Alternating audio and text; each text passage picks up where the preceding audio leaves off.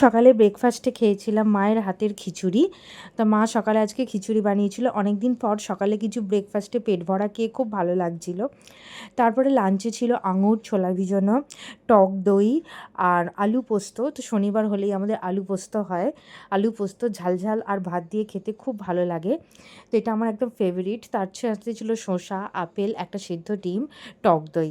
তো এটা পুরো ফুলফিলিং লাঞ্চ ছিল। বিকেলে আমি একটু চুরমুর খেয়ে নিয়েছিলাম। চুরমুরটা পুরো কাঁচা লঙ্কা, ফুচকা, আলু দিয়ে ব্যাপক খেতে লেগেছিল। ঝাল ছিল না খুব একটা। খুব ঝাল হয়ে গেলে তখন সে খাবারের টেস্টটা নষ্ট হয়ে যায়।